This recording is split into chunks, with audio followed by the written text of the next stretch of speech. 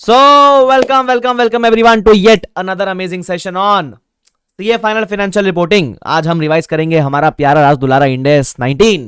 But इसके पहले हमको कंफर्म करके बता दो कि हमारा ऑडियो सब कुछ बेहतरीन तरीके से प्रॉपर है। ठीक है, अच्छा। तो इंडेस 19 अपन रिवाइज करेंगे। रिवाइज करने के पहले कुछ कुछ बातें बता दूं। ठीक है, इसके अंदर मैं कुछ बोर्ड नोट्स यूज करने वाला हूं जो मैंने क्लास में लिखाए थे। अगर आपको बोर्ड नोट्स चाहिए, टेलीग्राम के ऊपर है। ठीक है, टेलीग्राम का लिंक डिस्क्रिप्शन बॉक्स में मिल जाएगा। टेलीग्राम चैनल ज्वाइन कर लेना, आपको बोर्ड नोट्स मिल जाएंगे। ठीक है, उसके अलावा ज्वाइन क्यों कर लेना, क्योंकि सारी अपडेट्स उधर ही आती है मेरी मोस्ट प्रोबेबली। उसके अलावा अगर आपको मेरी बैचेस चाहिए तो they are available on bbvirtuals.com, जो भंवर बुराना सर की वेबसाइट है, वहां अवेलेबल है।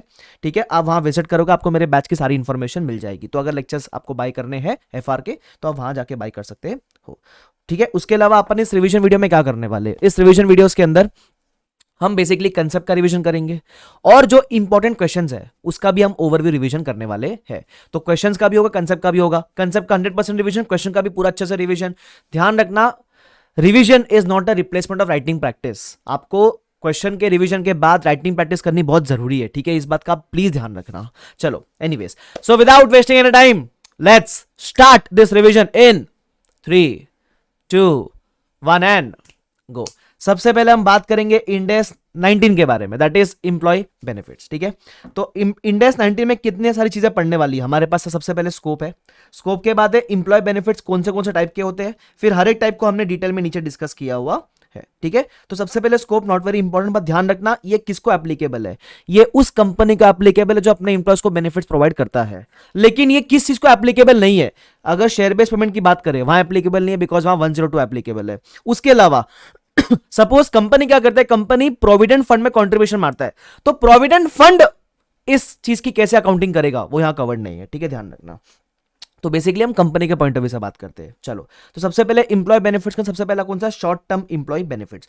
तो आपको याद है, तो मैंने आपको बढ़िया से एक चार्ट बनवा के बताया था कि शॉर्ट टर्म इंप्लॉय बेनिफिट्स कितने टाइप के होते हैं। बट उसके पहले हमको यह समझना जरूरी है शॉर्ट टर्म इंप्लॉय बेनिफिट्स का मतलब क्या होता है। शॉर्ट टर्म इंप्लॉय बेनिफिट्स का मतलब होता है ऐसे employment benefits which are expected to be settled within 12 months from the end of reporting period.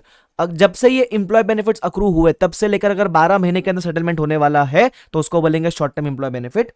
ठीक है, अब उसमें टोटल 3 चीज का डिस्कशन है। सबसे पहला है सैलरी वेजेस का, दूसरा है बोनस का, और तीसरा है लीव कंपेंसेशन का। सबसे पहले हम किसकी बात करेंगे, सैलरी वेजेस की बात करेंगे। Not very important but basic है। सबसे पहला बेसिक चीजों की बात की, अगर आप सैलरी पे करते हो तो आप एंट्री क्या मारते हो, सैलरी टू कैश बैंक। अगर अक्रू हुई लेकिन पे नहीं हुई तो अपन एंट्री क्या मारते, कंपनी के पॉइंट ऑफ व्यू से सैलरी टू आउटस्टैंडिंग सैलरी। अच्छा, अगर एडवांस में पे कर दी, मतलब अक्रू नहीं हुई लेकिन कंपनी ने एडवांस में पे कर दिया, तो एंट्री क्या आएगी, advance salary to cash bank. और जब बाद में अक्रू होएगी तो आप क्या करना, ये एडवांस को आप रिवर्स कर दोगे और सैलरी बुक कर लोगे।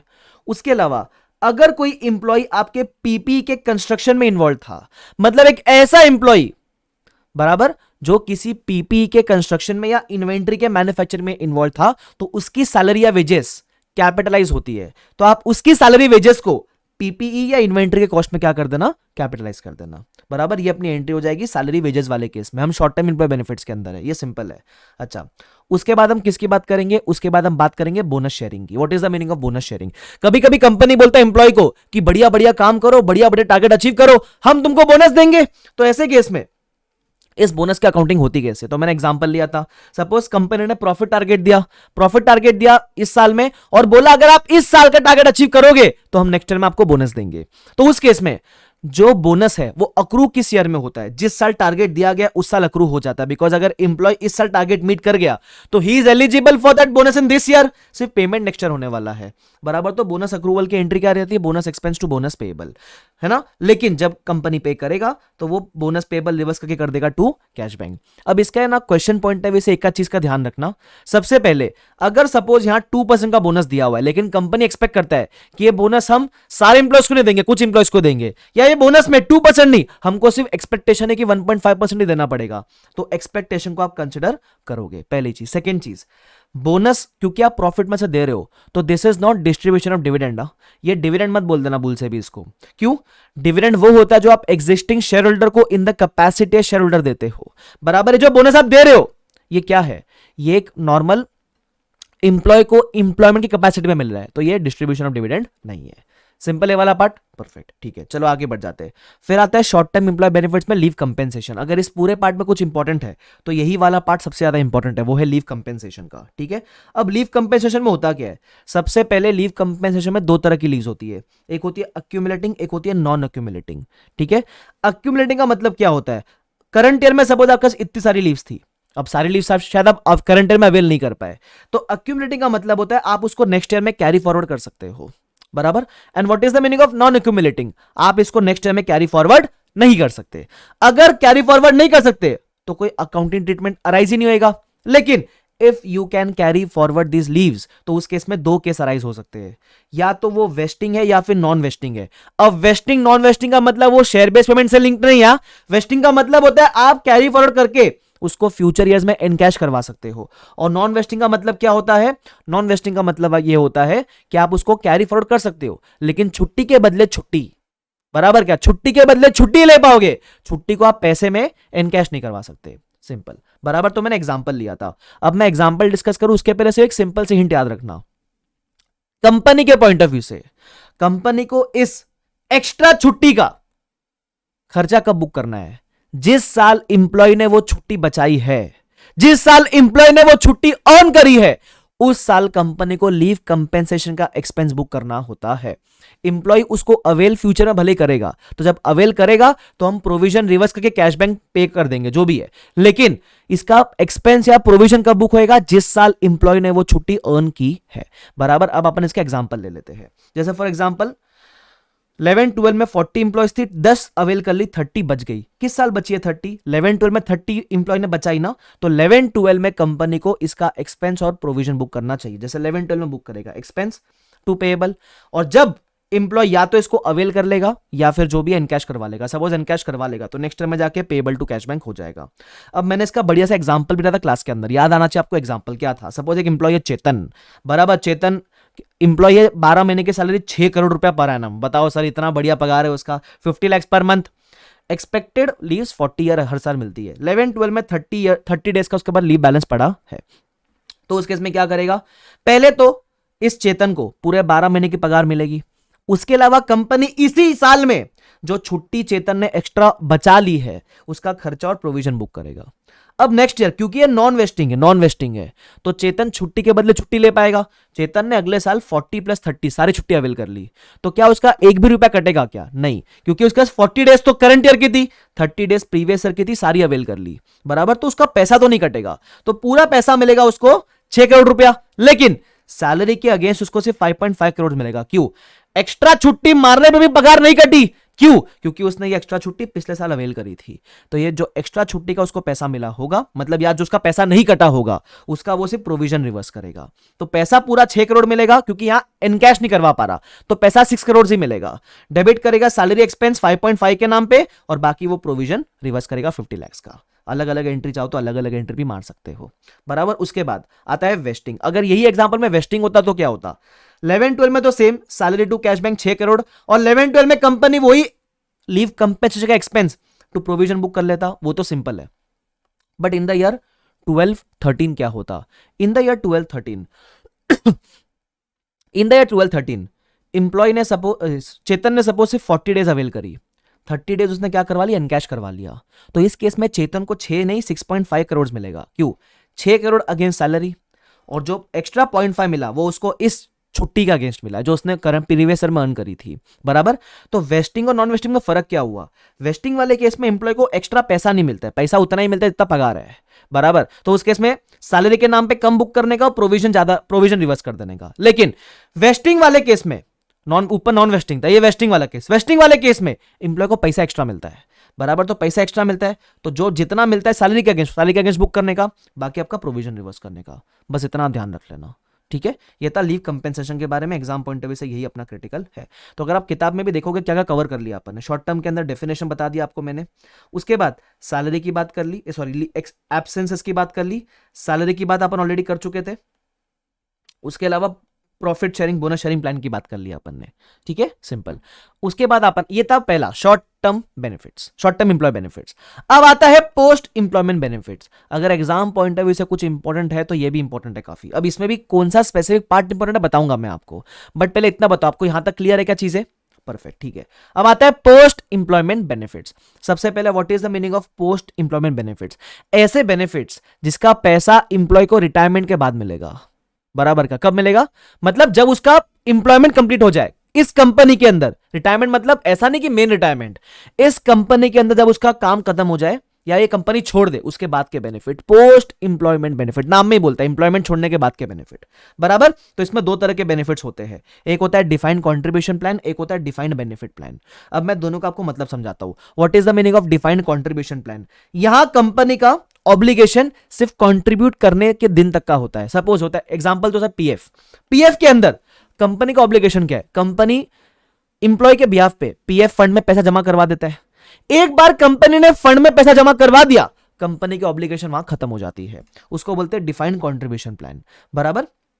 तो इसके अंदर कंपनी का लायबिलिटी कब तक दिखना चाहिए? जब तक कंपनी कंट्रीब्यूट ना कर दे। एक बार कंट्रीब्यूट किया, कंपनी का काम खत्म। बराबर। तो ये होता है डिफाइंड कंट्रीब्यूशन प्लान। एग्जांपल है पीएफ, बेस्ट एग्जांपल होता है। तो इस केस में अगर एक बार कंपनी ने फंड में पैसा जमा करवा दिया तो उसके बाद अगर फंड डूब भी गया तो भी कंपनी की लायबिलिटी नहीं है। इंप्लॉय को पैसा नहीं मिला तो वो इंप्लॉय का नुकसान। कंपनी का ऑब्लिगेशन था पीएफ फंड में पैसा जमा करवाना, अगर पीएफ फंड कल को डूब गया तो नुकसान इंप्लॉय का होगा। इंप्लॉयर उसके अंदर कुछ नहीं करने वाला है। इंप्लॉयर का obligation ends as soon has he contributes to the fund. तो बोलता है entities obligation limited to the amount contributed to the fund। बराबर। तो इस केस में वो बोलता है एक्चुअरियल रिस्क और investment risk fall on the employee. Why? Because अगर पीएफ फंड डूब गया तो इंप्लॉय का पैसा डूबेगा, इंप्लॉयर का कोई भी लायबिलिटी नहीं बचा है। बराबर। तो अपन इसकी बात कर लेते हैं। इसका आपको मैंने एग्जांपल भी दिया था, defined contribution plan, example PF. तो अब नंबर्स के साथ कुछ खेलते हैं। तो कंपनी में एक specific amount of contribution to the fund, ठीक है। एग्जांपल 80,000। अब मैंने थोड़ा हाइपोथेटिकल केसेस लिया था। वैसे तो पीएफ का अगले महीने में अपने को अक्रू हो जाता है पेमेंट, लेकिन मैंने हाइपोथेटिकल सिचुएशन लिया। सपोज पीएफ का पैसा है 11-12 में 80,000 का कंट्रीब्यूशन। अज्यूम कर लो इस साल का पैसा नेक्स्ट ईयर ड्यू है। नेक्स्ट कब ड्यू है? जुलाई में ड्यू है। तो it is due within 12 months from the date of accrual. ऐसा अपन मान लेते हैं एक बार के लिए, it is due within 12 months from the date of accrual, अपन ऐसा मान लेते हैं। तो ऐसे केस में क्या करने का? ये अक्रू कब हुआ था? अक्रू तो 11-12 में हो चुका था, लेकिन पेमेंट 12-13 में हो रहा है। तो जब अक्रू हुआ तब एंट्री मारोगे PF expense to PF payable, और जब पेमेंट करोगे तो एंट्री क्या मारोगे? PF payable to cash bank. Simple. अच्छा, बाई चांस अगर एक हाइपोथेटिकल सिचुएशन लेते हैं जहां अक्रू हुआ था 11-12 में, लेकिन पेमेंट करना है एक साल के बाद, दैट इज 1 अप्रैल 13, एक साल के बाद पेमेंट करना है। तो ऐसे केस में वो इंड AS 19 बोलता है अगर कोई भी पेमेंट आपको 12 महीने के बाद करने का है तो उस केस में आपको आज खर्चा प्रेजेंट वैल्यू पे बुक करना पड़ेगा। याद है ये वाला पार्ट, प्रेजेंट वैल्यू वाला? यस। तो आज जब आप खर्चा बुक करोगे तो what will book? PF expense to PF payable, present value पे बुक करोगे आप। बराबर। उसके बाद क्योंकि आपने प्रेजेंट वैल्यू पे बुक किया है तो एक साल के एंड पे आप इसका अनवाइंडिंग करोगे। पहले अनवाइंडिंग करने के बाद आप इसको पे ऑफ कर दोगे। एकदम सिंपल है। Is this clear to everyone? ये कौन सा था? Defined contribution plan. ये तो सिंपल है। एग्जाम में क्वेश्चन यहां से ज्यादातर नहीं आता है, एग्जाम में क्वेश्चन आता है यहां से, defined benefit plan. Now what is the meaning of defined benefit plan? Benefit के अंदर क्या होता है? कंपनी का लायबिलिटी सिर्फ कंट्रीब्यूशन करने तक सीमित नहीं होता है। एम्प्लॉय जब रिटायर करेगा या जब कंपनी छोड़ेगा तो एम्प्लॉय के हाथ में पैसा पहुंचाने तक का लायबिलिटी कंपनी का होता है। एम्प्लॉय को बेनिफिट देने तक का लायबिलिटी कंपनी का होता है। Defined benefit plans. बराबर। बेनिफिट पहुंचाने का जो लायबिलिटी है वो कंपनी के ऊपर है। ऐसा नहीं कि कंट्रीब्यूट किया कहानी खत्म, ऐसा नहीं होता है इसके अंदर। बराबर। तो इसमें वो क्या बोलता है?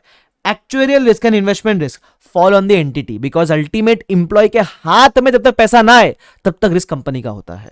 बराबर। तो ये डिफाइंड बेनिफिट प्लान के अंदर जो हम अकाउंटिंग करते हैं वो एक मेथड के अंदर करते हैं, वो प्रोजेक्टेड यूनिट क्रेडिट मेथड। ये मेथड का नाम है, ठीक है। अब इसके अंदर बहुत सारे टर्म्स, आपको याद है क्या? Current service cost, DBO, interest cost, blah blah blah, ऐसे करके 13 टर्म्स थे।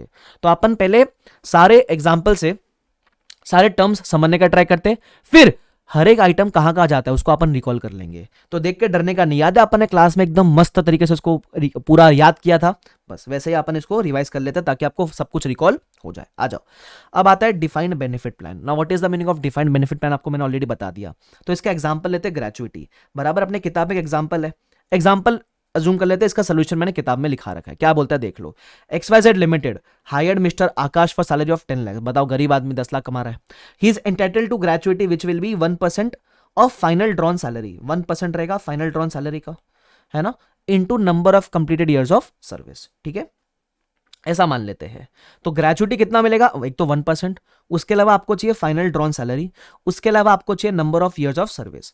तो हम मानते हैं कि उसकी सैलरी 10 लाख थी, उसका हर साल इंक्रीमेंट 10% पे होगा, ये एस्टीमेट है, और एक्सपेक्ट करते हैं कि वो 5 साल काम करेगा, डिस्काउंटेड भी 10% दिया हुआ है। अब ऐसे केस में सबसे पहले आप ग्रेचुइटी निकालोगे, तो 1% इंटू फाइनल ड्रॉन सैलरी। अब भले ही is expected to work for 5 years, but उसको इंक्रीमेंट से 4 साल मिलेगा, ये अपन ने डिस्कस किया था बराबर। तो फाइनल ड्रॉन सैलरी निकालने के लिए आप 10 लाख की सैलरी पकड़ोगे और उसमें 4 बार इंक्रीमेंट करोगे, 10% का 4 बार इंक्रीमेंट।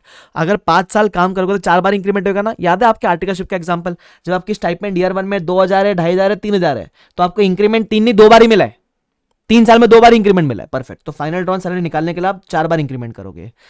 जैसी स्टाइपेंड बोला तो एकदम दिल के दरवाजे खुल गए अपने, हाँ। इनटू नंबर ऑफ सर्विस दिया हुआ है।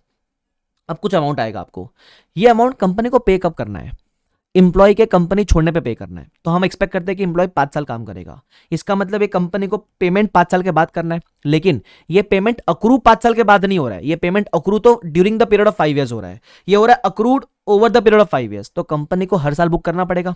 तो हर साल कितना बुक करेगा, टोटल डिवाइड बाय 5 years, तो हर साल 14,641 बुक करेगा। अब प्रॉब्लम क्या आती है, सपोज हर साल आपको इतना बुक करना है, तो लेट्स से फर्स्ट ईयर का जो खर्चा है आपको ईयर 1 के एंड पे बुक करना है। बुक आप आज कर रहे हो, लेकिन पेमेंट तो आपको 5th ईयर के एंड पे करना है बराबर। तो क्योंकि आप आज बुक कर रहे हो लेकिन पेमेंट करना है 5th ईयर के एंड पे, तो मैं बोलूं प्रेजेंट वैल्यू पे बुक करना पड़ेगा। ऊपर अपन ने देखा था जिधर भी 12 महीने से ज्यादा पेमेंट का डिले है वहां you will have to book at present value. तो मैंने टेबल बनाया था, लेट्स से फॉर एग्जांपल ये जो पेमेंट है ईयर 1 के एंड पे बुक करना है, लेकिन it is payable eight 5th year का एंड। तो ईयर 1 के एंड से 5th ईयर का एंड गिनोगे तो 4 साल आते हैं। तो it is payable after how many years, payable after 4 years। तो ये जो एक्सपेंस है इसको आप बुक करोगे एट प्रेजेंट वैल्यू, 4 साल के डिस्काउंट फैक्टर से मल्टीप्लाई करोगे, प्रेजेंट वैल्यू निकालोगे, आएगा 10,000 बराबर। तो अब नॉर्मली अपन क्या कर रहे हैं, ग्रेचुइटी बुक कर रहे हैं, तो नॉर्मली एंट्री क्या मारते हैं, ग्रेचुइटी एक्सपेंस। और क्योंकि आज पे नहीं कर रहे हो तो एंट्री क्या मारोगे, gratuity expense to gratuity payable, बस ये एंट्री मारते हैं एक्सपेंस टू पेएबल। लेकिन बस डिफाइंड बेनिफिट प्लान के अंदर इसका नामकरण कर दिया है। जो ग्रेचुइटी एक्सपेंस है उसको बोल दिया करंट सर्विस कॉस्ट, और जो ग्रेचुइटी पेएबल है उसको बोल दिया डिफाइंड बेनिफिट ऑब्लिगेशन, बस नामकरण कर दिया। याद है आपने डिस्कस किया था नामकरण के बारे में, यस। एक सेकंड रुक जाना, हाँ कंटिन्यू करते। हाँ तो मैं क्या बोल रहा था, नामकरण कर दिया। जो एक्सपेंस है उसको बोल दिया करंट सर्विस कॉस्ट, जो एक्सपेंस है उसको क्या बोल दिया, करंट सर्विस कॉस्ट, और जो ग्रेचुइटी पेएबल है उसको बोल दिया डीबीओ, डिफाइंड बेनिफिट ऑब्लिगेशन। याद है क्या, तो करंट सर्विस कॉस्ट कहां जाएगा, ये जाएगा एम्प्लॉय बेनिफिट एक्सपेंस के अंदर, और डीबीओ कहां जाएगा, बैलेंस शीट के लायबिलिटी वाले तरफ जाएगा। अरे यस और नो, रिकॉल होता है कि नहीं होता तुम लोगों को, परफेक्ट। अब क्योंकि आपने ये प्रेजेंट वाले पे बुक करा ईयर 1 के एंड पे, तो एवरी ईयर के एंड पे क्या करना पड़ेगा, एवरी ईयर के एंड पे क्या करना पड़ेगा, परफेक्ट आंसर, अनवाइंडिंग करनी पड़ेगी। तो अनवाइंडिंग कैसे करेंगे, interest cost to DBO, unwinding करेंगे, यस। तो लाइबिलिटी बढ़ेगा और आप अनवाइंडिंग कर रहे हो, कितने अनवाइंडिंग, तो इसके ऊपर आप जो भी डिस्काउंट फैक्टर है वो लगाओगे 10% के हिसाब से, तो आपने अनवाइंडिंग कर दी, ठीक है। तो आपने जो फर्स्ट ईयर के एंड पे बुक किया उसका अनवाइंडिंग आपने ईयर 2 के एंड पे किया। अब ईयर 2 के एंड पे सिर्फ अनवाइंडिंग करने से काम नहीं बनेगा। मैं बोलूं हमको ये खर्चा जो था 14,641 ये हर साल बुक करना है, तो ईयर 2 के एंड पे भी ये खर्चा बुक करना पड़ेगा। But the main point year which comes is, ये जो आपको खर्चा बुक करना है ईयर 2 के एंड पे, ये भी तो आपको 5th ईयर के एंड पे करना है, तो इसको भी तो आपको बुक करना पड़ेगा एट प्रेजेंट वैल्यू। तो कैसे बुक करेंगे, आप ईयर 2 के एंड से देखोगे तो this is payable after 3 years, तो इसको थर्ड ईयर का डिस्काउंट फैक्टर लगा के अपन बुक करेंगे। तो ईयर 2 के एंड पे दो चीजें होगी, एक तो फर्स्ट ईयर वाले खर्चे का अनवाइंडिंग होगा, और सेकंड ईयर 2 का जो खर्चा है वो भी बुक होगा बराबर। अब थर्ड ईयर में जब आप अनवाइंडिंग करोगे तो आप अनवाइंडिंग सिर्फ एक नहीं, आप अनवाइंडिंग 2 खर्चे पे करोगे। इसलिए आपको मैंने टेबल बनाना सिखाया था, याद है क्या, ऐसा बना दो, year opening unwinding expense book closing. तो ईयर 1 में अपन ने कुछ भी अनवाइंडिंग नहीं करा, सिर्फ खर्चा बुक करा। ईयर 2 में इस ओपनिंग को आपने लिखा, क्लोजिंग वाले को इस पर अनवाइंडिंग करा, फिर ईयर 2 में आपने और खर्चा बुक करा, फिर क्लोजिंग। ध्यान रखना पहले अनवाइंडिंग करो फिर आप खर्चा बुक करना। क्यों, अगर आपने भूल से पहले ईयर 2 के एंड पे खर्चा बुक कर दिया तो गलती क्या होगी, अपन ईडी की तरह एक गलती कर देंगे। अपन जो अनवाइंडिंग करेंगे ना ईयर 2 में, वो दोनों खर्चे पे करेंगे। ईयर 2 वाले खर्चे पे अनवाइंडिंग तो थर्ड ईयर से होएगा ना शुरू, ध्यान रखना। तो ये टेबल बनाओगे तो आपको अनवाइंडिंग का हर साल का अमाउंट मिलेगा। तो ऐसे ही हर साल आप खर्चा बुक करते हुए चलना और हर साल आप अनवाइंडिंग करते हुए चलना। तो जो खर्चा बुक करेगा उसको बोलते हैं current service cost to DBO, और जो अनवाइंडिंग करते हैं उसको बोलते हैं इंटरेस्ट कॉस्ट। तो यहां से अपने को 3 टर्म्स समझ में आ गए बराबर। बराबर याद है क्या, करंट सर्विस कॉस्ट हो गया, डीबीओ हो गया और इंटरेस्ट कॉस्ट हो गया, ये तीन दोनों को समझ आ गए, ठीक है। टेंशन मतलब यहां तो अपन सिर्फ कंसेप्ट डिस्कस कर रहे हैं, क्वेश्चंस भी अपन रिवाइज करेंगे तो अपने को और मजा आएगा उसके अंदर, ठीक है। आगे अब अपन ने जो एग्जांपल लिया था ये हम पूरा एग्जांपल सॉल्व कर लेंगे, ठीक है। वो आपको मैंने लिखा रखा है पूरा एग्जांपल, एक बार रेफर कर लेना। अब ये जो एग्जांपल है इसमें हमारा एग्जाम्पशन था, कुछ अजम्पशंस थे, कुछ एस्टिमेट्स थे। क्या एस्टिमेट्स थे? इंक्रीमेंट 10% पे होगा, वो सिर्फ 5 साल काम करेगा, डिस्काउंटिंग फैक्टर यही रहेगा, ये एस्टिमेट्स थे ना। अभी यहां तो मैंने एक इंप्लॉय लिया, सपोज 100 इंप्लॉय होते तो इंप्लॉयज का एस्टिमेट भी चेंज हो सकता था। तो ये जो एस्टिमेट्स है, मैं बोलूं ये तो मैंने इस एग्जांपल में कांस्टेंट माना है। कल को अगर आपके एस्टिमेट के अंदर चेंज हो गए तो, जैसे मैंने एस्टिमेट के एग्जांपल दिए हुए हैं, इसमें कुछ चेंज हो गए तो, और ये चेंज का इंक्रीज डिक्रीज का अमाउंट आपको दिया हुआ रहता है, आपको सिर्फ एंट्री मारने आनी चाहिए। एग्जाम पॉइंट ऑफ व्यू से you are only expected to make the general entry of this estimate. तो अगर चेंज इन एस्टिमेट होता है तो उसके दो आउटकम हो सकते हैं, या तो आपको डीबीओ बढ़ रहा है या आपका डीबीओ गिर रहा है। अगर आपका डीबीओ बढ़ रहा है तो आप बोलोगे 2 डीबीओ, अब डेबिट क्या करूं? यहां आता है आपका fourth term, actuarial loss on DBO. Sir loss क्यों? क्योंकि आपका लाइबिलिटी बढ़ रहा है ना, तो लॉस हो गया। तो एक्चुएरियल लॉस ऑन डीबीओ बराबर क्यों? ये कब आता है? जब आपके एस्टिमेट में चेंज हो जाए। कहां आता है? जब आपके एस्टिमेट में चेंज हो जाए। और ये कहां जाएगा? ये आपका जाएगा ओसीआई एनआर के अंदर। सिमिलरली अगर डीबीओ गिर जाता, ये आपके एस्टिमेट के चेंज की वजह से डीबीओ गिर रहा है, तो उसके इसमें डीबीओ डेबिट करोगे और 2 बोलोगे to actual gain on DBO. Simple. अच्छा आगे बढ़ जाते हैं। फिर इसमें एक चीज जो थी 1%, ये कांस्टेंट थी। अगर कंपनी ये चेंज करता है तो ये एस्टिमेट का चेंज नहीं होगा, ये प्लान में अमेंडमेंट होगा। तो कल को एस्टिमेट के बदले प्लान में अमेंडमेंट हो जाए तो अमेंडमेंट की वजह से भी खर्चा गिर बढ़ सकता है। एग्जांपल मैंने लिया हुआ है, ग्रेचुइटी एक्सपेंस 1% से 3% हो जाए या 1% से 0.5% हो जाए, तो उस केस में क्या होगा? उस केस में ये प्लान के अमेंडमेंट की वजह से भी आपके डीबीओ के अंदर चेंज आएगा ना। तो अगर इस अमेंडमेंट की वजह से आपका डीबीओ बढ़ता है तो आप बोलोगे 2 डीबीओ, डेबिट क्या करोगे? पास्ट सर्विस कॉस्ट बराबर। पास्ट सर्विस कॉस्ट क्यों? क्योंकि ये अमेंडमेंट के बारे में हमको पहले से नहीं पता था, तो पिछले साल के खर्चे में क्या इंपैक्ट है उसको बोलते हैं पास्ट सर्विस कॉस्ट बराबर। ये कहां जाएगा? ये जाएगा आपके employee benefit expense account debit profit and loss के अंदर। और अगर डीबीओ गिर जाए तो आप बोलोगे DBO debit to past service cost. Simple बराबर। मतलब यहां वो इनकम की तरह रहेगा। तो ये इनकम को कहां दिखाएंगे हम? इंप्लॉय बेनिफिट एक्सपेंस में, प्रॉफिट एंड लॉस में दिखाएंगे नेगेटिव करके, क्योंकि इंप्लॉय बेनिफिट एक्सपेंस में इनकम आ रही है तो नेगेटिव करके दिखाना पड़ेगा ना। यस। तो ध्यान रखना, एक्चुएरियल gains and losses on DBO और प्लान के अमेंडमेंट में फर्क क्या है? एक्चुअल गेन लॉसेस के अंदर हमारे एस्टिमेट के अंदर चेंज होता है और पास सर्विस कॉस्ट के अंदर हमारे प्लान में अमेंडमेंट होता है। ध्यान रखना। तो यहां मैंने और 2 टर्म डिस्कस कर लिए। कौन से 2 टर्म थे? एक था एक्चुअल गेन लॉसेस, ये जाता है ओसीआई एनआर के अंदर, और एक आता है पास सर्विस कॉस्ट, ये होता है प्लान के अमेंडमेंट की वजह से। ध्यान रखना। और ये जाएगा आपके employee benefit expense profit and loss के अंदर। सिंपल। यहां तो सबको क्लियर है क्या? यस और नो फटाफट से मेरे को बता दो। यस। चलो ठीक है, आगे बढ़ जाते हैं। आगे बढ़ जाते हैं। फिर ये मैंने डीबीओ की बातें करी, खर्चे की बातें करी, ठीक है। अब कंपनी को पता है ना कि कुछ सर्टेन नंबर ऑफ ईयर्स के बाद इतना सारा पेमेंट करना है, तो पैसा आज से ही बचाना शुरू करना चाहिए ना। इसलिए हमारे जिंदगी में आता है प्लान असेट्स बराबर, क्योंकि हम खर्चा आज से ही बचाना शुरू करेंगे तो हमारी जिंदगी में क्या आता है? प्लान असेट्स आता है। What is plan asset? These are basically assets या बेसिकली सेविंग्स जो हम कर रहे हैं exclusively for the payment of DBO, है ना। तो जब आप प्लान असेट में पैसा जमा करते हो, व्हेन यू कंट्रीब्यूट, तो एंट्री क्या मारोगे? Plan asset to cash bank, ठीक है। अब एक बात ध्यान रखना, इट इज नॉट नेसेसरी कि जितना आपका डीबीओ है उतना ही आपको प्लान असेट क्रिएट करना है। प्लान असेट कम भी हो सकता है, ज्यादा भी हो सकता है। क्यों ऐसा? अरे मेरे पास जिस साल जितना पैसा उतना मैं सेविंग करेगा ना यार, तो नेसेसरी नहीं है कि वो सेम हो, ठीक है। अब ये अपना 6th टर्म है प्लान असेट, तो ये कहां दिखेगा? ये आपके बैलेंस शीट में असेट वाले साइड पे दिखेगा। Simple, perfect. आगे बढ़ जाते हैं। अब आप जब किसी भी प्लान असेट में पैसा बचा रहे हो, इन्वेस्ट कर रहे हो, सेव कर रहे हो, तो you will expect some return ना बराबर। अब रियलिटी में रिटर्न आप ज्यादा कम कमा सकते हो, बट अपना रिटर्न का एक्सपेक्टेशन कितना होना चाहिए? मैं बोलूं जितना आपका डिस्काउंटिंग फैक्टर है, जितना आपका वो इन्फ्लेशन का रेट है, उतना तो आप एक्सपेक्ट करोगे कि मैं इस इन्वेस्टमेंट से रिटर्न कमा लूं। जैसे मेरा जो डीबीओ वगैरह है, इसमें मैं कौन सा डिस्काउंटिंग फैक्टर लगा रहा हूं, कौन से रेट पर इन्वेस्टिंग कर रहा हूं? मैं बोलूं 10% पर इन्वेस्टिंग कर रहा हूं बराबर। तो मेरा इतना एक्सपेक्टेशन रहेगा ना कि मैं प्लान असेट से एटलीस्ट उतना तो रिटर्न कमा लूं। इसलिए आता है पिक्चर में आपके expected return on plan asset.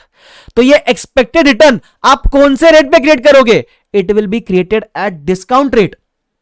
जो आपने डीबीओ के अनवाइंडिंग के लिए यूज किया था। तो आप बेसिकली एक्सपेक्ट करते हो कि जितना मेरा डिस्काउंटिंग फैक्टर है उतना तो मैं इंटरेस्ट, उतना तो मैं रिटर्न कमा लूंगा on my plan asset. Reality में आप ज्यादा भी कमा सकते हो, आप कम भी कमा सकते हो। ये मेरी एक्सपेक्टेशन की बात कर रहा हूं, expected return on plan assets. ठीक है, चलो यहां दिया हुआ है, इधर एग्जाम्पल भी है। सपोज प्लान असेट का 10 लाख है, डिस्काउंटेड रेट 10% है, तो आप कितना एक्सपेक्ट करोगे? यू विल एक्सपेक्ट कि एटलीस्ट मैं 1 लाख रुपीज तो कमा लूं। कैसे आया? प्लान असेट पे डिस्काउंट फैक्टर लगा के। अब ये जो रिटर्न है ये हम विड्रॉ नहीं करते, ये हम री इन्वेस्ट कर देते हैं। तो इसकी एंट्री क्या होनी चाहिए? आपका इतना अमाउंट से प्लान असेट बढ़ जाता है और टू इंटरेस्ट इनकम हो जाती है। ठीक है, ध्यान रखना। ये अपना 7th टर्म था, तो 2 टर्म और सिखाए, प्लान असेट और expected return on plan assets. ये जो एक्सपेक्टेड रिटर्न है कहां जाएगा? ये भी आपका जाता है एम्प्लॉय बेनिफिट एक्सपेंस अकाउंट में, प्रॉफिट एंड लॉस में। लेकिन क्योंकि ये इनकम की तरह है तो ये एक्सपेंस साइड में नेगेटिव करके दिखा देना, बराबर, सिंपल। ठीक है, उसके बाद आता है एक्चुएरियल gains and losses on plan asset. अब ये क्या है सर? एक्चुएरियल तो डीबीओ में भी था और एक्चुएरियल यहां भी है। डीबीओ का लॉजिक अलग था, वहां एस्टीमेट के अंदर चेंज हुआ तो डीबीओ का एक्चुअल गेन लॉस अलाइज होता है, ये अलग है, बराबर। यहां क्या करना है अपने को? इधर प्लान असेट का एक्चुअल गेन लॉस का मतलब क्या होता है? सपोज मैंने क्या कहा था, आप एक्सपेक्ट करते हो कि आप 10% कमाओगे, बट रियलिटी में you may earn more, you may earn less. तो जो भी आपने एक्सपेक्टेड रिटर्न्स के ऊपर कमाया है, सपोज यू आर एक्सपेक्टिंग कि आप 1 लाख कमाओगे, लेकिन आपने ना 3 लाख कमा लिया, तो जो भी आपने इनकम कमाई over and above your expected return, जैसे मेरे एग्जांपल में आपने 2 लाख रुपए एक्स्ट्रा कमाया, तो वो 2 लाख को बोलते हैं एक्चुएरियल गेन्स ऑन प्लान असेट। ये निकालते कैसे? तो इसका एक फॉर्मेट होता है। सपोज मेरा ओपनिंग प्लान असेट इतना था, इस पे तो मैं पहले वो इंटरेस्ट जितना एक्सपेक्ट करा उतना बुक करूंगा, फिर कुछ कंट्रीब्यूट किया रहेगा तो वो बुक करूंगा, कुछ विड्रॉ किया रहेगा पैसा तो वो माइनस कर दूंगा। ये मेरा बचा क्लोजिंग। लेकिन क्वेश्चन में आपको बोला गया है कि आपका फेयर वैल्यू 17,000 है, गिवन रहता है, तो आपका क्लोजिंग आ रहा है 14, लेकिन आपकी रियलिटी में असेट की वैल्यू 17 हो गई। तो ये आपने एक्स्ट्रा कैसे हुआ? मतलब मैं बोलूं आपने कुछ over and above your expected return पैसा कमाया होगा, बराबर। तो आपने यहां 3,000 एक्स्ट्रा कमा लिया। तुम समझ रहे हो क्या? तो इसको बोलते हैं एक्चुएरियल गेन ऑन प्लान असेट। ये कहां जाता है? ये भी जाता है ओसीआई एनआर के अंदर। ठीक है, एंट्री क्या रहेगी? क्योंकि गेन है तो आपका पीए बढ़ रहा है, और टू एक्चुअल गेन ऑन पीए। मैंने बोला भी है, this is return earned over and above your expected return, उसको बोलते हैं एक्चुएरियल gains and losses on plan asset. ठीक है, ध्यान रखना। अब है ना, कभी कभी देखो मैंने बोला भी है, actual return minus expected return is equal to actuarial gains and losses on plan asset. मतलब आपका एक्सपेक्टेड रिटर्न जा रहा है पीएनएल के अंदर, बराबर, और आपका एक्चुएरियल गेन एंड लॉस जा रहा है ओसीआई एनआर के अंदर। ठीक है, अब कभी कभी क्वेश्चन में आपको एक और चीज कंप्यूट करने बोलता है, वो क्या है? That is actual return on plan asset. क्या है वो? Actual return on plan asset. Actual word used है, actual return on plan asset. Now what is the meaning of this? Actual में आपने कितना कमाया? मैं बोला आपने एक्सपेक्टेड तो कमाया, उसके ओवर एंड अबोव आपने एक्चुएरियल गेन भी कमाया, बराबर। तो एक्सपेक्टेड आप ऑलरेडी बुक कर रहे हो, एक्चुअल गेन या लॉस जो भी है वो आप ऑलरेडी बुक कर रहे हो। तो ये जो एक्चुअल रिटर्न पूछा, देखो एक्चुअल अलग है और एक्चुएरियल अलग है। ठीक है, जो एक्चुअल रिटर्न है ये कभी कभी आपको निकालना बोलते हैं क्वेश्चन के अंदर। ठीक है, लेकिन आप अगर ये कंप्यूट करोगे तो आपको इसको वापस से रिकॉर्ड करने का जरूरत नहीं है। This is only disclosed. Sir ऐसा क्यों? क्योंकि ये क्यों निकल रहा है? What is this? It is a combination of expected and एक्चुएरियल। Expected आप ऑलरेडी बुक कर चुके, एक्चुएरियल आप ऑलरेडी बुक कर चुके। जब ये दोनों बुक हो चुका तो इसको वापस से क्यों बुक करोगे? सिंपल। सबको समझता है ये वाला पार्ट? यस। तो ये वाले पॉइंट में आपको मैंने क्या पढ़ाया? ये था 8th term, एक्चुएरियल gains and losses on plan asset. Simple, done and dusted. आगे बढ़ू? परफेक्ट। ठीक है, अगला पॉइंट क्या है? अगला पॉइंट है कर्टेलमेंट एंड सेटलमेंट। ठीक है, ये दोनों का वैसे मतलब अलग अलग होता है, आईसीआई इसको इंटरचेंजेबली यूज करता है। मैं आपको दोनों का मतलब समझाता हूं। कर्टेलमेंट का मतलब होता है आपने प्लान वगैरह अनाउंस किया था, आपने वो प्लान कैंसिल कर दिया, तो जब प्लान कैंसिल हो गया तो आप क्या करोगे? आपका सारा डीबीओ रिवर्स, और क्योंकि लाइबिलिटी खत्म हो गई तो जो भी आया आपको बोलोगे गेन ऑन कर्टेलमेंट, या इसको आप पास सर्विस कॉस्ट भी बोल सकते हो। It is just like a plan amendment, बराबर। ये कहां जाएगा? ये जाएगा पीएनएल में ईबी, क्योंकि इनकम है तो नेगेटिव करके देखेगा। ये होता है कर्टेलमेंट। फिर क्या होता है? Settlement. What is the meaning of settlement? Settlement होता है जब भी आप किसी प्लान को बिफोर ड्यू डेट सेटल कर रहे हो कम दाम में। फॉर एग्जाम्पल, आपको लगा था कि आपको 1 लाख पे करना है, तो आपने डीबीओ वगैरह 1 लाख का क्रिएट किया, आपने प्रॉमिस किया था 1 लाख पे करेंगे। अब ड्यू डेट के पहले आपने इंप्लॉय को बोला कि भाई 1 लाख छोड़ 90 में सेटलमेंट करते हैं, मान ड्यू लेकर के आपने सेटलमेंट कर लिया। तो we settled for how much? We settled for 90,000, बराबर। तो 1 लाख का प्लान को आपने 90 में क्या कर दिया? सेटल कर दिया। ये कैसे सेटल हुआ सर? हो गया सेटल, ठीक है। तो उस केस में क्या होएगा? उस केस में सबसे पहले आपको अगर 1 लाख का प्लान 90 में सेटल करना है तो पहले पैसा विड्रॉ करना पड़ेगा। तो आप पहले पैसे विड्रॉ की एंट्री मारोगे, cash bank to plan asset. कितने में सेटल करोगे? 90 में, तो आप उतना ही पैसा विड्रॉ करना, ठीक है। पहला एंट्री। सेकेंड एंट्री, जब आप सेटल कर रहे हो, जब आप सेटल कर रहे हो तो आप एंट्री क्या मारोगे? आप बोलोगे डीबीओ अकाउंट डेबिट, बराबर। अब आप सेटलमेंट भले ही 90 में कर रहे हो लेकिन आप 1 लाख की लाइबिलिटी कम कर रहे हो, तो आप 1 लाख लाइबिलिटी कम करोगे, पेमेंट 90 करोगे, बाकी आपका गेन हो गया क्योंकि लाइबिलिटी आपने कम में सेटल कर दी। तो इसको गेन ऑन सेटलमेंट बोल दो या पास सर्विस कॉस्ट बोल दो, बात तो एक ही है, बराबर 10,000 का। अब आईसीआई कर्टेलमेंट और सेटलमेंट को इंटरचेंजेबली यूज करता है। तो basic what is the meaning of this? इसका मतलब है या तो प्लान कैंसिल कर देना या प्लान को कम में सेटल कर देना। जो भी गेन वगैरह होगा वो आपके लिए गेन ऑन सेटलमेंट या गेन ऑन कर्टेलमेंट हो जाएगा, ध्यान रखना, सिंपल। और अगर सेटल कम में कर रहे हो तो पहले पैसा विड्रॉ करना फिर सेटल करना, simple. Is this clear to everyone? Perfect. आगे बढ़ जाते हैं। ये हमारे 9 टर्म्स हो गए, ये था कर्टेलमेंट एंड सेटलमेंट। अब जो फ्यूचर के टर्म्स है वो तो बहुत सिंपल है। सबसे पहला है net defined benefit asset liability. अगर अभी आपको जो बैलेंस शीट है, बैलेंस शीट में एक तरफ बैलेंस शीट में आपका दिख रहा है डीबीओ लायबिलिटी में और एक तरफ दिख रहा है प्लान असेट असेट में, तो वो बोलता है कि ये आप बैलेंस शीट में नेट ऑफ करके दिखाने का। तो अगर लायबिलिटी ज्यादा है तो नेट डिफाइंड बेनिफिट लायबिलिटी दिखेगा, अगर असेट ज्यादा है तो नेट डिफाइंड बेनिफिट असेट दिखेगा। तो बोला भी है मैंने, plan asset and DBO are netted off and shown in balance sheet.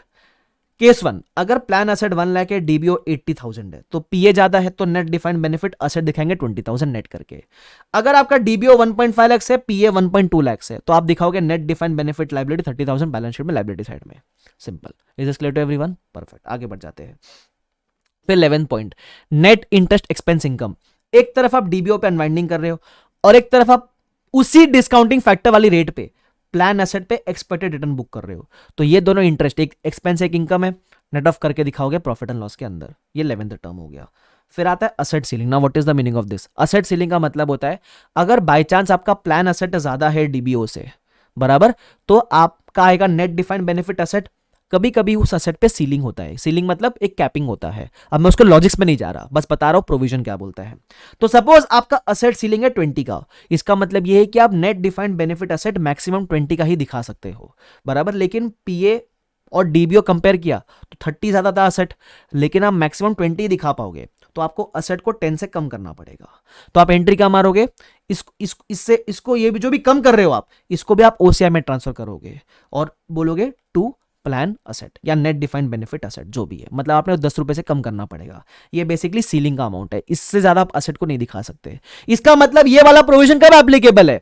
जब आपका नेट में असेट आए तब एप्लीकेबल है ये, बराबर ध्यान रखना। It is only applicable when net off करके असेट आता है, ठीक है। और ये तब एप्लीकेबल है जब प्लान असेट ज्यादा है, डीबीओ कम है, ध्यान रखना, ठीक है। चलो आगे बढ़ जाते हैं।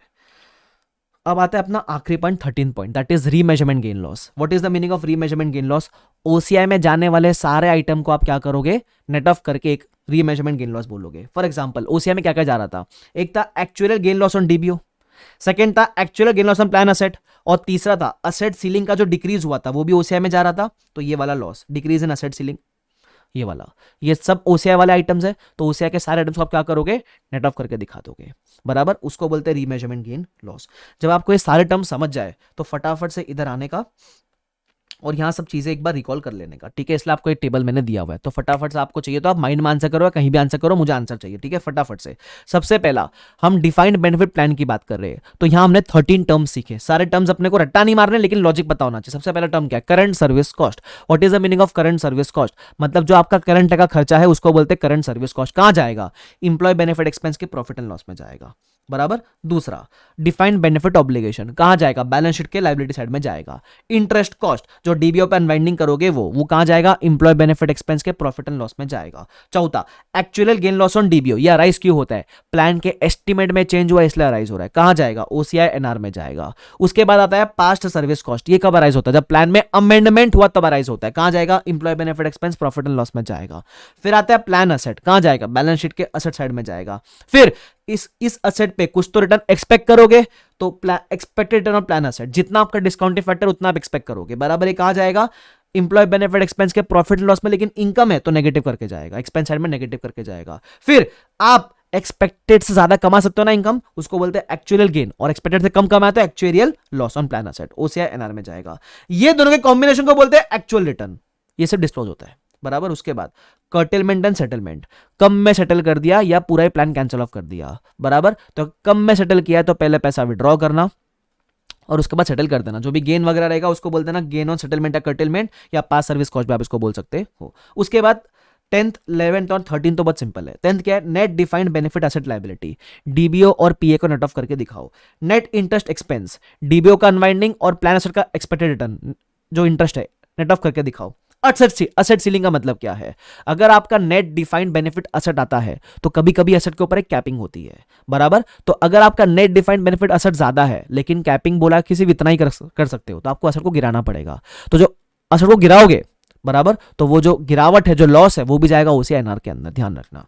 उसके बाद 13 point remeasurement gain loss. What is the meaning of remeasurement gain loss? Remeasurement gain loss का बेसिक मतलब है जो भी आपके ओसीआई के आइटम्स है वो सब आप क्या करोगे, नेट ऑफ करके दिखाने वाले हो, उसको बोलते हैं रीमेजरमेंट गेन लॉस। खत्म हो गई कहानी। Is this clear to everyone? अरे यस और नो, अरे यस और नो, परफेक्ट, खत्म हो गया।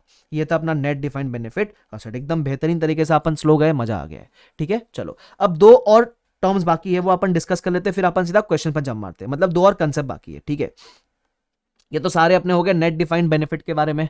और ये अपना कौन सा प्लान चल रहा था, ये अपना वो था पोस्ट इंप्लॉयमेंट बेनिफिट्स वाले प्लान, बराबर। उसके बाद अभी जो अगले दो कंसेप्ट बाकी है ना वो एग्जाम पॉइंट वैसे तो इंपॉर्टेंट नहीं है बट है तो डिस्कस कर लेते हैं। सबसे पहला है, उसके बाद फिफ्थ वाला, अदर लॉन्ग टर्म बेनिफिट्स। मतलब पोस्ट इंप्लॉयमेंट बेनिफिट छोड़कर कोई दूसरे लॉन्ग टर्म बेनिफिट है which are expected to be settle after 12 months, उसको बोलते हैं अदर लॉन्ग टर्म बेनिफिट्स।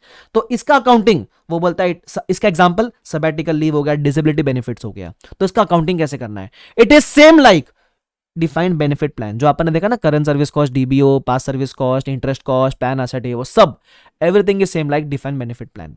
लेकिन लेकिन एक ही फर्क है, ऊपर वाले केस में जो रीमेजरमेंट गेन लॉस था बेसिकली ओसीआई वाला आइटम, इस केस में वो ओसीआई में नहीं, कहां दिखता है, वो प्रॉफिट एंड लॉस में दिखता है। तो जो रीमेजरमेंट गेन लॉस है डिफाइंड बेनिफिट प्लान में it is shown in OCI, इस वाले प्लान में it is shown in PNL. अब इसके ऊपर सर कोई क्वेश्चन है क्या? कोई क्वेश्चन नहीं है सर। Y PNL? बिकॉज यहां बोला हुआ भी है अनसर्टेनिटी कम इन्वॉल्व होती है इस वाले केस में। जैसे डिफाइंड बेनिफिट प्लान में अनसर्टेनिटी बहुत ज्यादा है, एस्टिमेट बहुत ज्यादा है, तो वहां इसलिए ओसीआईएनआर यूज करते हैं। या अनसर्टेनिटी कम है तो इसलिए पीएनएल यूज कर सकते हैं, सिंपल। फिर अपना आखिरी कंसेप्ट है टर्मिनेशन बेनिफिट्स। ऐसे बेनिफिट जो आप इंप्लॉय को टर्मिनेट करने पर प्रोवाइड करवाते हो। इसके टर्मिनेशन के एग्जांपल दो sir, VRS, voluntary retirement scheme, या फिर रिट्रेंचमेंट स्कीम जहां आप इंप्लॉय को रिट्रेंच करके निकाल देते हो।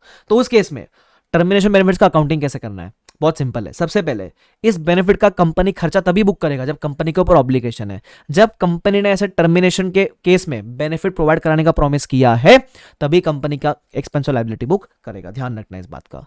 Is this clear to everyone? ठीक है, उसको बोलते हैं टर्मिनेशन बेनिफिट्स। अब मैंने यहाँ है ना डिस्कस भी किया था टर्मिनेशन बेनिफिट का, दो एग्जांपल वो अपन फटाफट से देख लेते हैं। देख लो इधर, अदर लॉन्ग टर्म बेनिफिट्स तो अपन डिस्कस कर चुके। अब आता है टर्मिनेशन बेनिफिट्स। टर्मिनेशन बेनिफिट्स का एग्जांपल है वीआरएस रिट्रेंचमेंट स्कीम।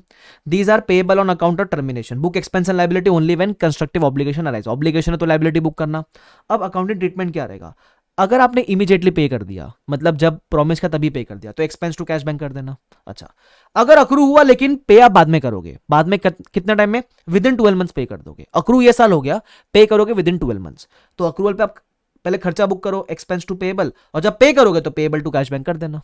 अच्छा, एक और केस है, अक्रू हो गया ये साल में, पे बाद में करोगे लेकिन पे करोगे after 12 months from the end of reporting period. Hypothetical थोड़ा सा केस है बट यस पॉसिबल है। It is payable after 12 months, तो जिस साल अक्रू हुआ उस साल आप बुक तो करोगे, but because it is payable after 12 months, तो आज कौन से वाले पे अपन बुक करेंगे, आज अपन बुक करेंगे एट प्रेजेंट वैल्यू, फिर एक साल का अनवाइंडिंग कर देना, फिर उसको पे ऑफ कर देना, सिंपल। ये था अपने टर्मिनेशन बेनिफिट्स के बारे में। और इसी के साथ हमारे इंड एस 19 के सारे कंसेप्ट के रिवीजन एकदम शांति से डिटेल्ड मैनर में आपने क्या कर लिया है, कंप्लीट कर लिया है। जल्दी से मेरे को बताओ आपको सारे कंसेप्ट समझ में आते हैं क्या, ताकि अपन फटाफट से ऐसा झटके से क्वेश्चन पर जम मार सकते हैं। जल्दी से मेरे को बताओ यस और नो, फटाफट से बताओ, फटाफट से। Is everyone clear till here, yes और नो? यस, चलो तो फटाफट से let's start revising the questions. ध्यान रखना जो मैंने पीडीएफ यूज किया था ये वाला बोर्ड नोट्स का, ये मैंने टेलीग्राम पे डाल दूंगा, टेलीग्राम का लिंक डिस्क्रिप्शन बॉक्स में है, ठीक है, ध्यान रखना। और उसके अलावा यूट्यूब को सब्सक्राइब भी कर लेना क्योंकि सारे रिवीजन वीडियोस इसी चैनल के ऊपर आएंगे ताकि आपको नोटिफिकेशन वगैरह आ जाए। और वीडियो पसंद आए तो लाइक करना, पसंद नहीं आए तो लाइक मत करना। वैसे पसंद आ ही जाएगा तो लाइक तो कर देना भाई साहब। चलो ठीक है, एक से पानी पी लेते, पानी पी लेते बस।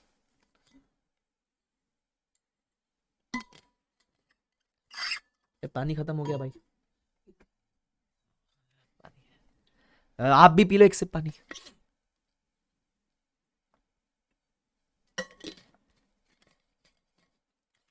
चलो आगे प्रोसीड कर दे क्या? चलो आई होप आपको रिवीजन में मजा आ गया। ठीक है, अरे पानी है भाई, कैसी कैसी बातें करो तुम लोग। हाँ आ जाओ, now let's proceed with questions. तो फटाफट से क्वेश्चन करते हैं जो देखो क्वेश्चंस का पहले बता दूं, रिवीजन करने से इसका मतलब ये नहीं है कि तुम भाई प्रैक्टिस करोगे ही नहीं। Writing practice is the key. Question revision से मेन दो फायदे होते हैं, एक आपको है ना पूरा क्वेश्चन रिकॉल हो जाता है, ताकि जब राइटिंग प्रैक्टिस करोगे तो हाथ फटाफट चलेगा, पहला चीज। सेकंड चीज, आपको इंपॉर्टेंट क्वेश्चन मालूम पड़ जाता है कि इस इंडेक्स में लास्ट डे पे सारे क्वेश्चन तो कर नहीं पाओगे, तो कौन से ऐसे क्वेश्चन है जहां आपने को फोकस करना है, ये बात ध्यान रखना। इसलिए हम करते हैं क्वेश्चन का रिवीजन। आ जाओ फटाफट से। सबसे पहला क्वेश्चन क्या है? सबसे पहला क्वेश्चन है जिधर it is related to non vesting benefits. मतलब इंप्लॉय के पास 3 दिन की छुट्टी थी, मतलब टोटल 10 डेज की छुट्टी थी, 7 डेज अवेल कर ली, 3 दिन बच गई, बराबर। ठीक है, तो उसने नेक्स्ट ईयर में क्या किया? नेक्स्ट ईयर में उसने एक्स्ट्रा छुट्टी अवेल कर ली, 10 के बदले 13 डेज अवेल कर ली, बराबर। उस नॉन वेस्टिंग था ना, तो एक्स्ट्रा छुट्टी मार पाएगा। तो इसकी अकाउंटिंग कैसे करनी है? तो बहुत सिंपल सी अकाउंटिंग है, मैंने आपको करवाया भी था इस क्वेश्चन को। सबसे पहले करंट ईयर में जब इंप्लॉय ने वो छुट्टी अर्न करी है तब उसका एक्सपेंस बुक करना है, ध्यान रखना। याद है क्या? तो करंट ईयर में एक तो सैलरी का एक्सपेंस बुक करोगे और लीव कंपेंसेशन का एक्सपेंस भी बुक करोगे। पर डे का पगार 10,000 था, वो निकाला हुआ है, 30 लाख डिवाइड बाय 300 डेज, 10,000 आएगा। तो जिस साल इंप्लॉय ने छुट्टी अर्न करी है, उस साल क्या करना है? लीव का खर्चा बुक करना है। तो खर्चा बुक कर दिया, फिर पेमेंट इतना ही होएगा, बाकी लीव कंपेंसेशन का बेनिफिट तो नेक्स्ट ईयर रहेगा, तो आज प्रोविजन बुक करेगा। अब नेक्स्ट ईयर में इंप्लॉय को एक्स्ट्रा पैसा नहीं मिला है, इंप्लॉय को उसकी पगार पूरी मिलेगी, but he availed extra days का छुट्टी। तो क्या करेगा? सैलरी के नाम पे सिर्फ इतना ही बुक करेगा, बाकी वो प्रोविजन रिवर्स करेगा। सिंपल, बराबर। बाकी कैलकुलेशन आप क्वेश्चन बैंक में देख सकते हो। ठीक है, अच्छा। उसके बाद था अपने पास एग्जाम्पल नंबर क्वेश्चन नंबर 3 भी था, ये भी अच्छा क्वेश्चन है। इसमें क्या फर्क था? इसमें फर्क यह था कि सपोज यहां एस्टिमेट दिया हुआ था, भले ही निरंजन के पास 3 दिन की छुट्टी थी, कंपनी को लगता है कि वो 2 ही दिन अवेल करेगा फ्यूचर में। तो ऐसे केस में जब कंपनी ऐसा प्रोविजन बुक करेगा तो 3 दिन का बुक करेगी, 2 दिन का। तो मैंने बताया था कंपनी के एक्सपेक्टेशन को हमेशा कंसिडर करोगे, तो आप सिर्फ 2 ही दिन का प्रोविजन बुक करोगे उस केस में, बराबर। अब हुआ क्या इस क्वेश्चन में? रियलिटी में नेक्स्ट टाइम में जाके उसने 2 के बदले 3 दिन अवेल कर ली। तो अभी अवेल कर ली तो कर ली, कुछ नहीं कर सकते। आप क्या करोगे? आप कैश बैंक पूरा पेमेंट कर देना, प्रोविजन जितना क्रिएट किया आप उतना ही रिवर्स कर पाओगे, और डेबिट कर देना एम्प्लॉय बेनिफिट एक्सपेंस 2980। आप बोलो गलत हो गया सर, ये तो अवेल तो 3 दिन करी, फर्क नहीं पड़ता। आपने एस्टिमेट लगा 2 दिन का, तो आप रिवर्स भी 2 दिन का ही कर पाओगे। एक तो ये तरीका है, ये जो आईसीए ने कही है। सेकंड तरीका एक और हो सकता है, जिस साल आपको मालूम पड़ा कि he is going to avail 3 days, तो उस साल आप 10,000 का पहले एक्स्ट्रा प्रोविजन बुक करो, फिर उसको रिवर्स करो, बात एक ही होने वाली है। तो ये आपको चाहिए तो आप देख सकते हो। क्वेश्चन नंबर 3 इंपॉर्टेंट, ध्यान रखना। 2 और 3 कंबाइन होकर आ सकता है एग्जाम में। फिर अपने लिए जो काम का क्वेश्चन है वो आता है क्वेश्चन नंबर 6। ये भी अगेन बढ़िया क्वेश्चन है। देखो इंडेक्स 90 में 2 तरह के क्वेश्चन आते हैं, एक आता है डिफाइंड बेनिफिट प्लान के ऊपर क्वेश्चन, और एक आता है लीव कंपेंसेशन के ऊपर क्वेश्चन। ये 2 एरिया पे फोकस करो, काम आपका बन जाएगा। ठीक है, ध्यान रखना। अच्छा, इलस्ट्रेशन नंबर 6, इसके अंदर क्या है? वो बोलता है 350 इंप्लॉइज है, बराबर। अट्रीशन रेट दिया हुआ, attrition rate is 6%। What is the meaning of attrition rate? इसका मतलब हर साल 6% इंप्लॉय छोड़ के जाते हैं, ठीक है। और वो बोलता है हर इंप्लॉय की प्रीवियस ईयर की 3 दिन की छुट्टी बची है, ठीक है। हर साल 10 छुट्टी मिलती है, 3 दिन की छुट्टी बच जाती है। पर डे का पगार 15,000 है करंट ईयर में। अपने को बोलता है कि हमको लीव कंपेंसेशन का एक्सपेंस और लायबिलिटी बुक करना है, कैसे करें? तो सिंपल है, देखो सबसे पहली बात, इधर कुछ इस क्वेश्चन में कुछ अजम्पशंस है। क्या अजम्पशन है? जितने इंप्लॉय छोड़ के गए उसके बदले और न्यू इंप्लॉयज आएंगे। तो पहले कैसे करना है? सबसे पहले ओल्ड इंप्लॉयज की बात करने का। तो हर साल 6% छोड़ के जाते हैं, तो 94% तो रहते हैं। तो सबसे पहले इनकी 3 दिन की छुट्टी बची थी, करंट ईयर में 10 डेज और कमा ली, 13 डेज हो गया, उसमें से 9 दिन अवेल कर ली, क्वेश्चन में बोला गया है। तो इस बैलेंस 4 डेज पे आप क्या करोगे? इस बैलेंस 4 डेज पे आप एक्सपेंस और प्रोविजन क्रिएट कर लेना। बट ये 4 डेज पर इंप्लॉय है। टोटल कितने इंप्लॉयज? 350 इंप्लॉयज थे, 94% रहेंगे, तो इतने इंप्लॉयज, तो इतनी छुट्टी हो गई। इतनी छुट्टी पे आप प्रोविजन क्रिएट करोगे। ये तो ओल्ड इंप्लॉयज के लिए। फिर आ गया न्यू इंप्लॉयज, 6% जो छोड़ के गए उसको रिप्लेस करेंगे न्यू इंप्लॉयज। न्यू इंप्लॉयज का ओपनिंग बैलेंस लीव का कुछ भी नहीं रहेगा, बिकॉज वो करंट ईयर में आए हैं। अब ऐसा अज्यूम कर लो कि करंट ईयर में इनको भी 10 दिन की छुट्टी मिली, 9 दिन अवेल कर ली, तो 1 दिन इनके पास बच गई छुट्टी लास्ट ईयर के एंड पे, और 21 इंप्लॉयज थे नए वाले। तो इतनी छुट्टी न्यू कमर्स की हो गई और इतनी छुट्टी पुराने वालों की हो गई। तो टोटल छुट्टी कितनी हो गई? इतनी हो गई। और पर डे का पगार 15,000 था प्रीवियस ईयर में।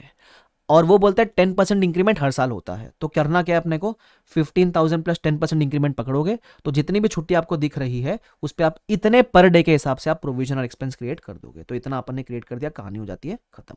बराबर, ध्यान रखना। और जो पुराना प्रोविजन उसको पे ऑफ भी कर दिया तो वो भी एंट्री मार देना, ध्यान रखना। ठीक है, आगे बढ़े। ये था क्वेश्चन नंबर 6, काम का क्वेश्चन है, करके जाने एग्जाम में। ठीक है, उसके बाद लेट मी सी और कौन सा ढंग का क्वेश्चन है अपने पास।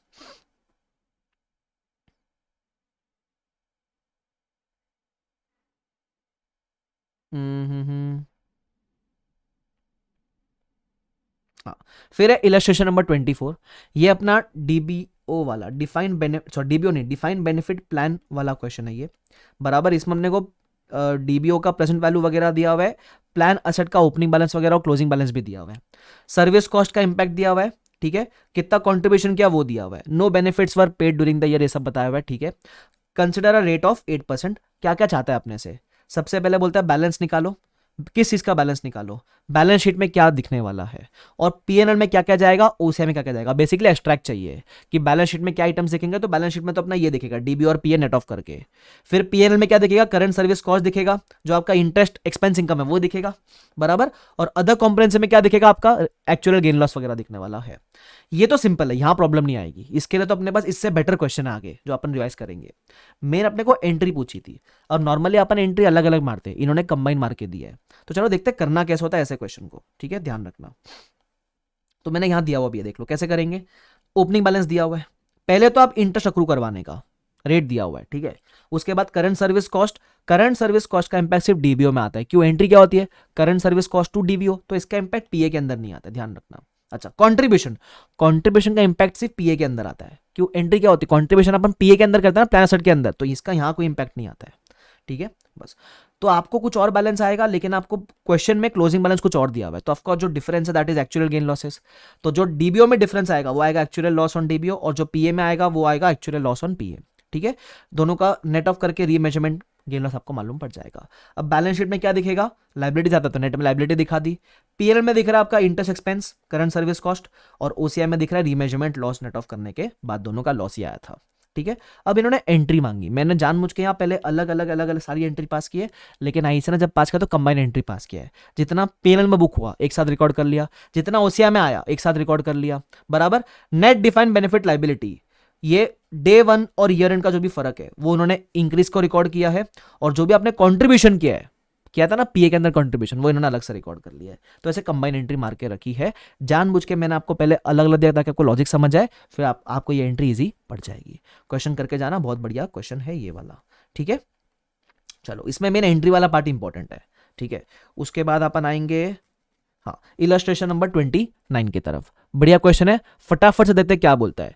ये क्वेश्चन है आपके मेन लीव्स के बारे में, वो उसके अलावा बोनस वाले प्लान के बारे में, और डिफाइंड कंट्रीब्यूशन प्लान के बारे में। ठीक है, देख लो क्या बोलता है। सबसे पहले 1000 इंप्लॉयज थे, वो बोलता है जितने भी इंप्लॉयज थे उनके पास इतनी इतनी छुट्टी है, और इतनी इतनी आप कैरी फॉरवर्ड कर सकते हो। लेकिन कंपनी के एस्टिमेट क्या बोलता है कि 200 इंप्लॉयज इतनी छुट्टी आगे यूज करने वाले हैं, और इतने इंप्लॉयज आगे इतनी छुट्टी यूज करने वाले हैं। तो बस मैंने है ना फटाक से वो निकाल लिया था इसका कैलकुलेशन, कि इतने इंप्लॉयज इतनी छुट्टी बाद में अवेल करेंगे तो इतने का प्रोविजन मारेंगे, और इतने इंप्लॉयज इतनी छुट्टी बाद में अवेल करेंगे इतने का प्रोविजन मारेंगे। अब नॉर्मली अपने को यार इससे लीव्स तो मिल जाएगी, कितने लीव्स पे प्रोविजन क्रिएट करना है, लेकिन पर डे का सैलरी दिया हुआ नहीं है।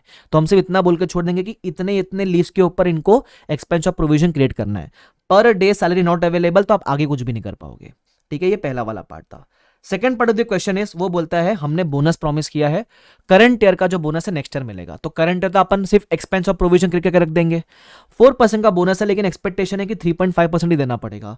तो प्रॉफिट पर आप 3.5% का बोनस क्रिएट कर देना, that's it. Expense to provision book कर देना।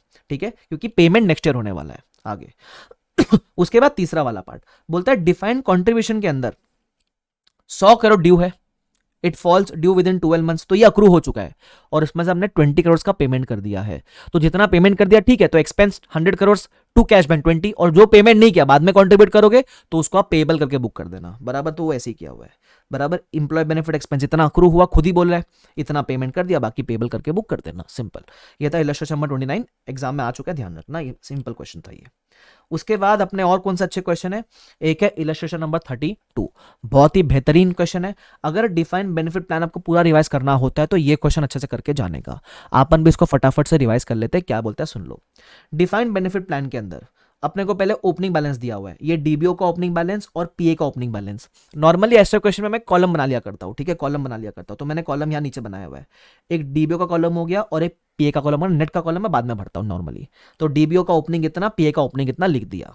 फिर आगे क्या बोलता है, फिर बोलता है कि इंटरेस्ट रेट दिया हुआ है तो डीबीओ पे अनवाइंडिंग कर दो और अपने प्लान असेट के ऊपर क्या कर दो, आप उतना एक्सपेक्टेड रिटर्न बुक कर दो। तो मैंने अनवाइंडिंग किया और एक्सपेक्टेड रिटर्न 5% बुक कर दिया, ठीक है।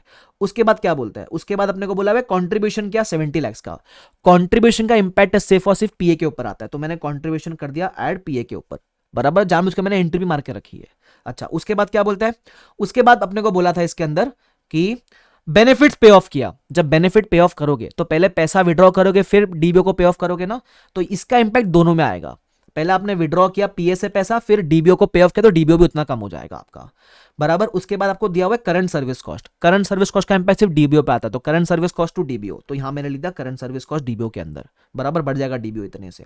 उसके बाद अपने को बोला हुआ प्लान में हुआ अमेंडमेंट, अमेंडमेंट हुआ तो आएगा पास सर्विस कॉस्ट, बराबर। तो अमेंडमेंट से डीबीओ इंक्रीज हो गया तो मेरा आ जाएगा पास सर्विस कॉस्ट, डीबीओ उतने से ही मेरा इंक्रीज हो गया। फिर आगे क्या बोलता है, फिर ज्ञानबाजी दिया हुआ है, बेसिकली हुआ है सेटलमेंट। सेटलमेंट कैसे किया है, 80 लाख का डीबीओ 75 में सेटल किया, तो पैसा कितना विड्रॉ करोगे, 75 विड्रॉ करोगे, लेकिन लाइबिलिटी 80 की कम होगी, तो पैसा 75 विड्रॉ के, लाइबिलिटी 80 की कम आपकी हो जाएगी, बराबर। इससे आपको क्लोजिंग बैलेंस मिलेगा, बट जो क्वेश्चन में क्लोजिंग दिया उससे मैच नहीं करेगा, बराबर। क्वेश्चन में क्लोजिंग कुछ और दिया है, तो जो डिफरेंस आएगा देख लेना। इस केस में डीबीओ पे लॉस आ रहा है बिकॉज अपने को इतना बैलेंस आया लेकिन ज्यादा आना चाहिए, तो लाइबिलिटी इंक्रीज करनी है तो लॉस आ गया। प्लान असेट पे गेन आता है, क्यों गेन इतना आया लेकिन ज्यादा आना चाहिए, असेट ज्यादा आना चाहिए मतलब गेन आता है, बस ये आपको निकालना होता है। और अल्टीमेटली आप नेट वाला कॉलम तो इजी आप भर सकते, प्रैक्टिस करोगे तो भर पाओगे उसको, ठीक है। मेन इस क्वेश्चन में पूछा था एक्सट्रैक्ट वगैरह, तो मैंने एक्सट्रैक्ट भी बना के दिया है कि पीएनएल में क्या आएगा, ओसीआई में क्या आएगा, बैलेंस शीट में क्या आएगा, तो आप एक्सट्रैक्ट बना के इसको दे देने का, ठीक है। अगर आपने क्वेश्चन नहीं बनाया किताब में तो बना के आ जाना उसको, ठीक है, सिंपल। तो ये अपना कौन सा क्वेश्चन था, ये था अपना क्वेश्चन नंबर 32। सिमिलर लाइंस पे ये भी एलडीआर है लेकिन सेम क्वेश्चन है, उल्टा 32 से सिंपल क्वेश्चन है, तो एक बार आप रेफर कर लेना। इसमें भी मैंने कॉलम बना के किया हुआ है और इसमें भी एक्सट्रैक्ट मांगा है तो एक्सट्रैक्ट बना के दे दिया है। अब तो अपन ने काफी सारे क्वेश्चन के ऊपर कर लिए, ठीक है। उसके अलावा एक और क्वेश्चन आ जाता है अपने पास, and that is question number 2। Question number 2 एकदम मस्त टकाटक वाला क्वेश्चन है। क्या बोलता है क्वेश्चन नंबर 2, फटाफट से एक बार देख लो। क्वेश्चन नंबर 2 में सब कुछ सिंपल है लेकिन मेन इसके अंदर एक इंटरेस्ट वाला पार्ट इंपॉर्टेंट है। क्या बोलता है सुन लो।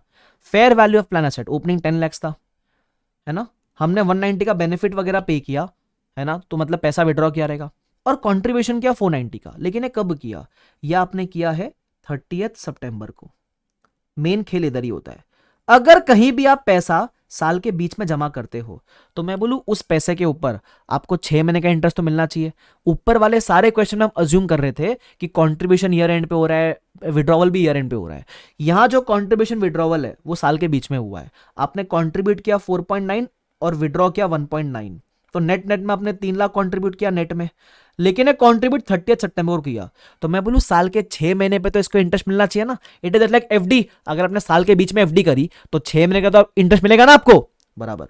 तो इंटरेस्ट आपको दो चीजों पे मिलेगा, एक तो प्लान एसेट के ओपनिंग बैलेंस पे, बराबर, और ये जो साल के बीच में आपने कंट्रीब्यूट किया उस पर भी आपको इंटरेस्ट मिलेगा, ठीक है। आगे बोलते हैं, आगे बोलता है अपने को दिया हुआ है प्रेजेंट वैल्यू ऑफ डीबीओ का अमाउंट दिया हुआ है, एक्चुअल लॉस ऑन डीबीओ अपने को ऑलरेडी दिया हुआ है, ठीक है। अब वो क्या बोलता है सुनना, मेन इधर ही इंपॉर्टेंट पार्ट है। Normal rate of interest for 6 month period is 10% per annum, मतलब अगर आपको किसी पे भी 6 महीने का इंटरेस्ट चाहिए तो आपको इंटरेस्ट 10% पे मिलता है, बराबर। लेकिन अगर आपको किसी भी अमाउंट पे इंटरेस्ट 12 महीने का चाहिए तो आपकी पर एनम रेट 10% नहीं, आपकी पर एनम रेट 10.25% होगी। सर ये भेदभाव क्यों हो रहा है, कंपाउंडिंग का इफेक्ट बेसिकली। जब वो कहता है ना 6 मंथली कंपाउंडेड, बोलता भी है कंपाउंडेड हाफ ईयरली, तो हाफ ईयरली कंपाउंडिंग का मतलब होता है 6 में, अगर आपका सपोज पूरे साल पे 6 महीने का इंटरेस्ट निकालेंगे, 6 महीने के इंटरेस्ट पे वापस आपको इंटरेस्ट मिलेगा, उसको बोलते हैं हाफ ईयरली कंपाउंडिंग। सीखा रहेगा ना आपने। तो अब जब ये कंट्रीब्यूशन जो आपने साल के बीच में किया है इस पे तो मिलेगा 6 महीने का इंटरेस्ट, लेकिन जो पैसा डे 1 से था उस पे तो आपको 6 महीने के इंटरेस्ट पे भी इंटरेस्ट मिलेगा ना, इसलिए वो बोलता है कि 3 लाख वाले कंट्रीब्यूशन पे आप 10% पर एनम की रेट कंसिडर करना और उस पे इंटरेस्ट निकालना, और पूरे साल वाले अमाउंट पे आप 10.25% पर एनम की रेट कंसिडर करना। ये बात ध्यान रखना, बस वो इतना सा बोलता है। तो मैं कैसे निकालूंगा, पूछा क्या क्या है, एक्चुअल रिटर्न पूछा है। Actual what is a combination of expected plus actuarial, बराबर, और एक्सपेक्टेड पूछा है, वो तो निकाल लेंगे। Also compute amount to be recognized in OCI. OCI में क्या आता है आपका, remeasurement gain loss on DBO और remeasurement sorry actual gain loss on DBO और actual gain loss on PA आता है, बराबर, क्या वो आता है। अच्छा, कैसे करना है इसको देख लो। सबसे पहले डीबीओ कॉलम बनाने का जरूरत नहीं है, क्योंकि डीबीओ में आपको सिर्फ एक्चुअल गेन लॉस चाहिए, वो क्वेश्चन में दिया हुआ है, बराबर, ध्यान रखना। तो पीए का बनाओगे, ओपनिंग लिखा, बेनिफिट्स इतना पे किया, कंट्रीब्यूट इतना किया, नेट में 3 लाख कंट्रीब्यूट किया। अब मेन जो कैलकुलेशन है वो यही वाली कैलकुलेशन इंपॉर्टेंट है। जो 3 लाख आपने कंट्रीब्यूट किया है उस पर आपको 10% पर एनम रेट था ना, तो 10% इंटू 6/12 के हिसाब से आपको इंटरेस्ट मिलेगा। लेकिन जो ओपनिंग बैलेंस था इस पे आप जब रेट लगाओगे तो 10.25% लगा देना। अगर आपको क्वेश्चन में कुछ भी ना समझे तो यही वाला पार्ट इंपॉर्टेंट है, ध्यान रख लेना। बस आपने क्लास में इसको अच्छे से डिस्कस भी किया था, ठीक है। बस इतना आपका आएगा। Expected return on PA closing से मैच नहीं करेगा तो गेन आता है, एक्चुअल गेन। एक्सपेक्टेड रिटर्न पूछा था, निकाल के दे दिया। एक्चुअल पूछा था, एक्चुअल गेन, तो एक्चुअल गेन कैसे मिलेगा आपको, एक्सपेक्टेड प्लस एक्चुएरियल, दोनों का कॉम्बिनेशन है। एक्चुअल रिटर्न ये पूछा था, दे दिया। एक्सपेक्टेड निकालना बोला था, निकाल दिया। ओसीआई एनआर में क्या जाएगा, जो आपका पीए का एक्चुअल गेन है वो, और डीबीओ पे लॉस एक क्वेश्चन में दिया हुआ था, गिवन था, तो नेट नेट में इतना जाएगा। क्योंकि मेरे को डीबीओ का सिर्फ यही वाला अमाउंट काम का था, इसलिए मैंने डीबीओ वाला कॉलम आपके लिए नहीं बनाया है।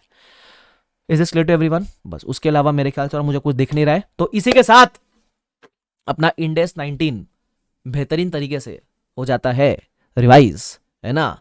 तो जब कोई भी चीज, कोई भी इंडेक्स हमारा खत्म होता है तो हम प्यार से क्या कहते हैं, हम प्यार से कहते हैं कि सर से, अरे सर से मोरे चुनरी जाए। यहाँ चुनरी नहीं, यहाँ इंडेक्स 19 जाए जाए जाए, है ना। सर से हमारे इंडेक्स 19 जाए, सरक सरक सरक। सरका दिया भाई साहब इसको। तो अगर आपको रिवीजन वीडियो देखकर मजा आ रहेगा, प्लीज लाइक जरूर कर देना। कैसा लगा कमेंट सेक्शन में कमेंट करके बताना, ठीक है। तो उसके अलावा दोस्तों क्या शेयर करना, ये जो नोट्स वगैरह जो मैंने क्वेश्चंस के जो सोल्यूशन है ना मेरे फॉर्मेट में, ये आपको मैं बोर्ड नोट्स डाल दूंगा टेलीग्राम पे, वहां जाकर ज्वाइन कर लेना। और बाकी कोई दिक्कत है तो let me know, comment section आप ही का है, ठीक है। तो आई होप आपको मजा आ रहेगा। तो thank you so much everyone for this revision. Bye bye everyone, take care, see you all and please keep working hard, ठीक है। और इस तरह तो हम कहते हैं #FR with AK, है ना। चलो take care everyone, bye bye.